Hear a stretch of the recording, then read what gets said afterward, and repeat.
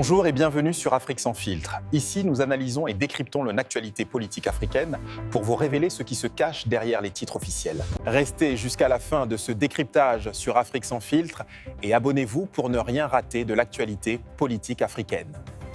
Votre mari, Ali Bongo, a été renversé en août 2023 par le général Brice Oligui Nguema. Vous avez passé 20 mois en détention avant de quitter le Gabon en mai dernier avec votre fils Nourdine et votre mari suite à un accord avec le régime en place. En échange de votre liberté, vous vous engagez à garder le silence sur ce qui s'était passé pendant votre détention, à ne pas engager de poursuite contre le Gabon. Mais au mois de juillet dernier, vous avez accusé les nouvelles autorités de détention arbitraire et de torture. Vous avez ensuite décidé de ne pas vous rendre à Libreville, où ces dernières semaines s'est tenu un procès. Vous avez été condamné à 20 ans de prison le 12 novembre, notamment pour détournement de fonds publics. C'est la première fois que vous vous exprimez. Je veux d'abord revenir au 30 août 2023. C'est le jour de l'élection présidentielle, mais au lieu de la réélection d'Ali Bongo, c'est donc le général Oligui, le chef de la garde républicaine, qui prend le pouvoir. Qu'est-ce qui s'est passé ce jour-là ?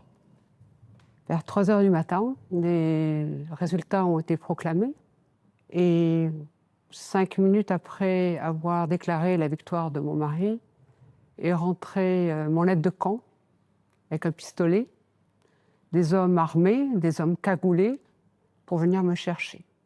Mon fils Jalil m'a accompagné et nous sommes rentrés dans une voiture, on nous a cagoulés, on nous a fait se taire et nous sommes allés au palais présidentiel, au 5e étage. Et c'est à ce moment-là que j'ai réalisé qu'il y avait un coup d'État et que mon fils était en danger, que mon mari était en danger. Je n'ai pas pensé à mon propre danger, j'avais peur pour mon fils. Et on nous a amenés on nous a repris, on nous a remis des cagoules, on nous a fait encore entourés de militaires cagoulés, avec des armes. Et on m'a amené du côté de ce qu'on appelle les villas CEMAC, ce sont les villas d'hôtes. Et il y avait mon cabinet. C'est là où ça a commencé, où j'ai compris que nous étions en un coup d'État et qu'on allait sûrement préparer une rhétorique ou un scénario contre mon fils et moi. Est-ce que vous avez eu peur pour votre vie, pour celle de vos enfants et de votre mari ? Vous savez que quand tu es une maman, c'est surtout ses enfants. J'avais peur pour mon mari parce que je n'avais pas de ses nouvelles. J'étais terrorisée parce que j'avais mon fils à côté de moi, Jalil, qui était tout jeune, 22 ans, et Noureddine qui avait disparu, qui est quand même le papa de 3 enfants. Oui, j'ai eu très peur. Qu'est-ce qui s'est passé ensuite dans les jours suivants ? Vous avez été mis en prison, donc vous étiez enfermé dans une villa, dans une prison. On a aussi parlé d'un enfermement dans le sous-sol du palais présidentiel, ce que les autorités nient jusqu'à aujourd'hui. Qu'est-ce qui s'est passé dans les jours suivants ? Alors, pendant 2 mois, j'étais enfermée dans cette maison. On est venu m'interroger dès les premiers jours sur donner mes RIB. Vous relevez d'identité bancaire. Relevé d'identité bancaire. Alors, je disais, mais d'abord, je ne les ai pas. Et si vous voulez quelque chose, vous avez mon cabinet en face, vous avez ma comptable, prenez tout ce que vous voulez.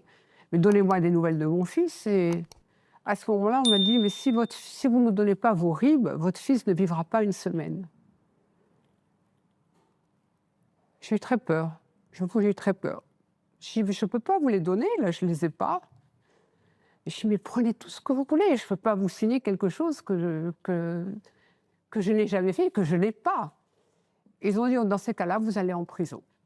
Je suis restée en prison, on va dire, donc c'était octobre jusqu'au mois de novembre. Et au mois de novembre, un jour, on vient me chercher. On me cagoule. Toujours avec ces mêmes gens cagoulés, avec les mitraillettes dans le ventre. Et je fais de la claustrophobie, donc je n'arrivais pas à respirer. Donc j'ai dit, laissez-moi au moins d'ouvrir la cagoule, et j'ai pu avoir l'œil et voir où on allait. Et on se retrouve à rentrer dans les sous-sols de la présidence. Et là, je me retrouve dans une pièce où c'était écrit « La mort est un réflexe ». Ils m'ont attaché les pieds, ils m'ont attaché les mains, ils m'ont jeté de l'eau froide. Et il m'a dit, maintenant, il faut que vous voyez ce que vous allez voir. Et ils m'ont assis comme ça devant une chaise. Et ils m'ont amené mon fils, excusez-moi. Ils m'ont amené mon fils qui était dans un état épouvantable. Nourdine. Noureddin.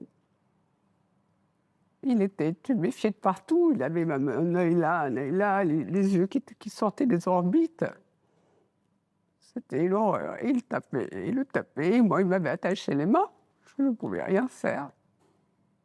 Il m'avait mis un scotch pour pas que je crie. Mais je n'arrivais toujours pas à respirer, donc ils l'ont enlevé. J'ai vu, c'était mon bébé qui était là. Ils ont pris une barre de fer, je ne sais pas comment on appelle ça. Ils l'ont monté, comme ça, remonté sur plusieurs. Ils l'ont tapé, ils l'ont étranglé avec un bateau. Devant vous? Oui, devant moi. Et là, moi, ils m'ont commencé à m'étrangler. J'ai vacillé, parce que quand on vous étrangle, vous vacillez. Je parle. Et j'ai eu la force, je ne sais pas comment, il fallait que je vive, il ne fallait pas que je laisse mon fils tout seul. Je lui ai donné un coup et je lui ai dit, on ne trappe pas les femmes. On n'avait pas à taper une femme. Et là, ils m'ont dit, bah, si tu ne veux pas qu'on te tape, si tu ne veux pas qu'on tape ton fils, signe. Et là, j'ai signé tout ce qu'il voulait. Je ne sais pas ce que j'ai signé. Vous ne savez pas ce que vous avez signé? Je ne sais pas. Aujourd'hui, à l'heure d'aujourd'hui, je ne sais pas. On m'a fait signer plusieurs fois, mais là, je ne sais pas ce que j'ai signé. On a torturé mon fils et d'autres personnes. On a agrafé les oreilles, on les a tasés. Il y en a un, il avait les mains comme ça, ils lui ont donné un coup de marteau sur les doigts. Et vous, personnellement? Moi, ils m'ont pas torturé seulement le premier jour où ils m'ont tapé. C'était des tortures physiques, de voir tout ce monde. Vous savez, quand pendant 3 mois, vous voyez du monde se faire torturer de façon terrible. Un jour, ils ont pris mon fils. Il est revenu tout bleu. Tout bleu. Donc, en mai 2025, finalement, les choses changent. Très vite. Est-ce que vous savez pourquoi, comment, tout d'un coup, il y a un accord qui fait que vous êtes libéré, puis que vous partiez en Angola, puis pour Londres. Qu'est-ce qui s'est passé tout d'un coup? Beaucoup me disaient il faut attendre les élections. On vous libérera après les élections. Donc c'était politique. Quand nous sommes sortis en résidence surveillée, le président Lourenço est venu nous voir. Président angolais. Angolais. Que je remercierai toute ma vie. Il nous a sauvé la vie. Il nous a sauvé la vie. Il est venu, il a parlé 10 minutes avec nous, il a tout compris, très très vite. Il a dit, je reviens, mais je ne repartirai pas sans vous. Donc il part, il revient, il dit, dans 3 jours, vous prenez l'avion. Et 3 jours après, nous prenions l'avion. Est-ce que vous pensez qu'il y a un élément peut-être de racisme? Ah oui, dès le départ. Je ne vais pas oser le dire, mais on m'a traité de sale blanche. Dès le départ, le monsieur de la DGSS qui venait nous torturer me traitait de sale blanche, traitait mon fils de le fils de la sale blanche. Oui, oui, oui, bien sûr. Alors, à l'origine des accusations contre vous et Nourdine, il y a eu ce procès où vous avez refusé d'aller parce que vous considérez que ce n'était pas un vrai procès et votre avocat dit la même chose. Il y a évidemment l'AVC de votre mari en 2018, qui l'a affaibli. Et dans le réquisitoire, le procureur de la cour d'appel parle d'un duo mère-fils qui a travesti le pouvoir présidentiel.